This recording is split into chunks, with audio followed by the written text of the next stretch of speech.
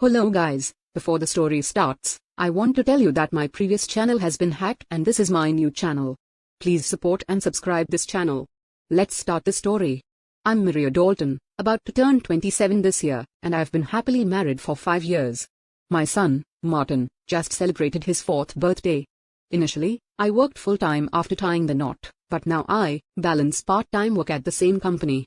My husband, Kevin, is 30 years old, 3 years my senior. Our journey from dating to marriage was initiated by Kevin's passionate advances, but post-marriage, I observed a shift in his demeanor towards a more domineering side.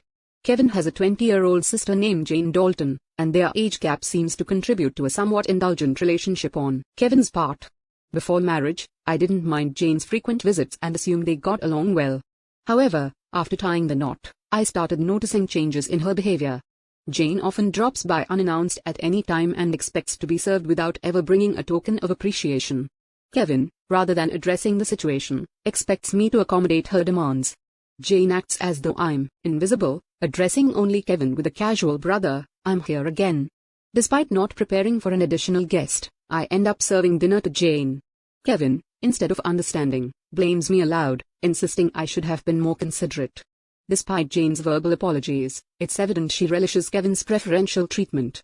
Left with leftovers, I prepare my own meal while Kevin and Jane continue their chat on the sofa, leaving the dining table messy. They never acknowledge Martin or me, treating us more like hired help than family. One evening, as I'm about to take a bath with Martin, Kevin interrupts, loudly instructing me to buy a cake for Jane. Despite it being late, Jane insists on having it immediately. Kevin blames me for delaying and, feeling compelled, I reluctantly head to the cake shop with Martin in tow. Overhearing their conversation, I've learned they're criticizing me for being inconsiderate and questioning the decision to marry me. Meanwhile, Martin, though unable to grasp the words, senses tension in our relationship. Suppressing my emotions, I ask him about his cake preference, and he cheerfully requests one with lots of fruits. Our trip to the cake shop was filled with discussions about cakes, momentarily pushing aside Kevin's earlier words. Martin and I arrived just before closing time, fortunately finding the cake Jane desired. We purchased 2 cakes, including the fruit-loaded one Martin wanted. Back home, I served the cakes to Jane and Kevin, then prepared Martin's cake and headed to the dining room. The moment I placed it in front of Martin, Jane pointed and expressed her desire for that cake. Before I could react, Kevin moved Martin's chosen cake in front of Jane, disregarding Martin's protests. Kevin justified his action, claiming he bought the cake with his earnings and had the right to choose for Martin. Unable to contain my emotions any longer, I voiced my dissatisfaction. In response, Kevin threatened with divorce. Martin, who had stopped crying, anxiously held my hand and then, after some thought, said, "Mom, I also love cake with strawberries on it. Yes, it's really delicious." He mentioned this while eating a cake initially wanted by Jane. Feeling that Martin was enduring too much, I lifted his cake plate when I saw Jane reaching for it. I took Martin to the next room so he could enjoy his cake in peace. Kevin apologized to Jane, claiming he was sorry for being stingy. Despite wanting to retort, I held back for Martin's sake. Watching Martin innocently enjoy his cake was a heartwarming sight. After finishing the cake, we decided to have a late bath and sleep in Martin's bed. The next morning, I discovered Jane had already left. As I prepared breakfast, I heard Martin crying. Shockingly, his piggy bank, a gift from my father, was broken, and the saved money was gone. Martin, who always said goodnight to the piggy bank, was left heartbroken. When I questioned Kevin about it, he casually mentioned that Jane needed some money, so she took it from the piggy bank. Holding a crying and shaken Martin, I felt his pain so acutely that I cried with him.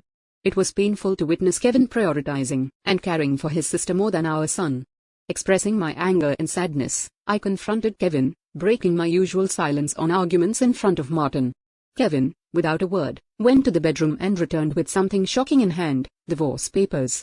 I discovered the hidden divorce papers that Kevin had tucked away somewhere I didn't know. In a sudden burst, he confronted me, shoving the papers at me before storming out of the house with a loud bang. Martin, who had never cried over the issues with Kevin and Jane, seemed to have reached his limit, crying since last night. Unable to bear seeing Martin so hurt, I suggested skipping daycare for the day, and he happily agreed with a loud yes, showing a faint smile. We spent the day playing and bonding, with Martin bringing a picture book from the shelf, sitting on my lap, and happily remarking, "The teacher at the nursery today was Mama, right? He looks like an angel." His little heart seemed filled with patience, and I decided to make the day special by taking a day off from work. Despite causing potential trouble at my workplace, they kindly understood the situation and granted me a day off. In the morning, we visited the park, played hide and seek, and had fun in the sandbox and on the slide. When we returned home for lunch, Martin appeared sleepy, usually napping by himself, but today he fell asleep on my lap like when he was a baby. Though I initially thought of doing household chores during his nap, I decided that today was special. Instead, I allowed myself to be healed by his peaceful sleeping face and gentle breathing. However, my serene moment was abruptly interrupted by a noise from the entrance, indicating the front door had opened. As it wasn't Kevin's usual time to come home, I became suspicious and quickly hid in the bedroom closet, clutching Martin. A voice echoed through the house, and to my surprise, it was Jane. Trembling with fear, I listened as she searched for something, expressing frustration over not finding it. Jane then made a phone call, mentioning Kevin and discussing their unsuccessful search. After hearing her lock the front door and leave, I put Martin to bed and contemplated the strange events. I couldn't comprehend why Jane had entered the house and what they were looking for. Suddenly, Kevin seemed like a stranger, and I felt a mix of disgust and fear towards him. Swiftly packing essentials for Martin and myself, we headed to the station and took a train to my parents' house. Fortunately, their home was nearby, just 2 stations away. Although I hadn't contacted them beforehand, my parents sensed something from my expression and welcomed us without asking questions. I shared the entire ordeal with them, including my fear of staying at our house due to Kevin and Jane's actions. Upon hearing my mother's suggestion that Jane might have been looking for my belongings, possibly cash cards, I recalled my past experience as successful CEO in the handmade goods industry. I had entrusted the company to friends when I decided to prioritize raising my child after getting married. Although I still worked part-time and communicated with the company from home, Kevin was unaware that I was still the CEO. I discovered the hidden divorce papers that Kevin had tucked away, suspecting that he thought I had a decent amount of savings. While I've mentioned to him that I still received some assistance from the company, I've deliberately kept the details about being the CEO and my savings private. This secrecy stems from realizing early in our marriage that Kevin struggles with managing money and tends to spend everything he earns. Kevin, at first, provided only $200 a month for food expenses and even suggested I quit my job to become a full-time housewife. However, with the financial strain of raising Martin and only $200 for food, I never agreed to be a full-time housewife. Eventually, he reluctantly allowed me to work part-time. And to ensure I wouldn't consider a divorce, he had me sign a post-marital property waiver through a lawyer. Since Martin's birth, I used my savings for his nursery fees and clothes as I've only received $200 for food. I've never asked Kevin for additional funds beyond the food budget, leading him to believe I have savings. Considering Jane's apparent need for money and Kevin's perception of my financial situation, they might be searching for my cash cards. I have a separate savings account dedicated to Martin with a portion of my salary directly deposited into it each month. Despite their search, they won't find the cash cards as I always carry my valuables. However, there's still an unsettling issue. Jane might be entering our house even when we're not there, and Kevin may be allowing it. Following my father's advice, I decided to store my valuables, including the cash cards, in my parents' safe. As I pondered their need for money, Martin approached my father, crying over his broken piggy bank and the shattered promise of saving up. My father, angered by Martin's story, vowed to call Kevin. My mother suggested finding out their purpose calmly, as Kevin's mention of divorce might shift blame to us, making the divorce more favorable for him. To ascertain their purpose, I decided to record their conversation, consulting a lawyer who was a friend of my father's. Returning home, I began cooking dinner, keeping my phone screen down to record secretly. Kevin arrived home, surprising me by immediately asking about my cash cards. When I questioned him, he gave vague answers, attempting to deceive me. When I remained silent, Kevin grew agitated and demanded all my part-time money for his sister. Refusing, I explained it was for Martin's savings. In response, he angrily pushed the signed divorce papers toward me, declaring that I was living off his money and didn't need to save for Martin. He even uttered words implying he valued Jane more than our son. Hearing this, I stopped preparing the meal, put the divorce papers in my bag, took Martin's hand, and headed for the door. Kevin, in a loud voice, declared his serious intent for divorce, instructing me never to come back. I responded by stating I wouldn't return to a house where a stranger could come and go freely. After leaving, I received numerous messages and calls from Kevin, which I ignored. Turning off my phone, I sought refuge at my parents' house, sharing the recording and divorce papers with them. Although I confessed to having no love or affection for Kevin, I expressed concern for Martin. My parents advised me to do as I pleased, acknowledging the potential emotional impact on Martin if a divorce were to occur. While grappling with the decision to divorce Kevin, Martin expressed his hunger.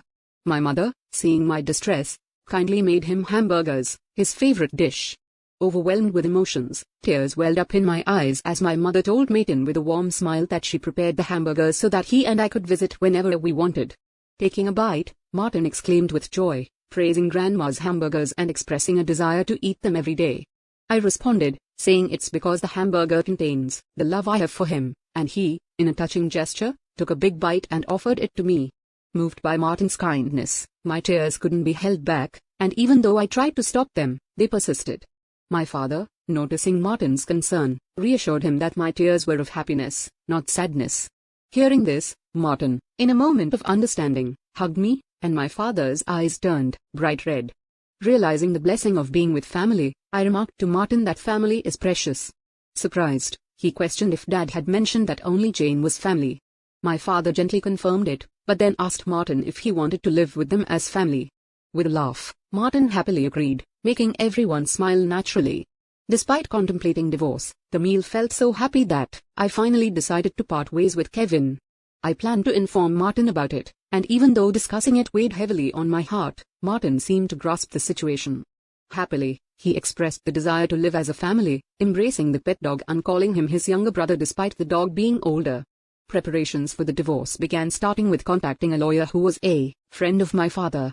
The next day, we formalized the contract, and my father and Martin shared comforting laughter while I laid in bed, reminiscing about my childhood. The following day, upon checking my smartphone, I found over 200 calls and messages from Kevin showcasing his emotional instability. Exhausted, I turned off my phone, and with the lawyer's assistance, we explained the situation to my parents. Jane had accumulated significant debt from a casino and shopping addiction, and Kevin acted as her guarantor, planning to use my savings. The lawyer confirmed that the divorce papers had already been submitted, and Kevin sobbed upon realizing it was finalized. Despite expecting disagreements about child support, he signed a pledge to pay $340 to Martin every month. In a subsequent call from Kevin, his tone lacked aggression, and he calmly admitted to financial manipulation and explained his complex feelings toward Jane.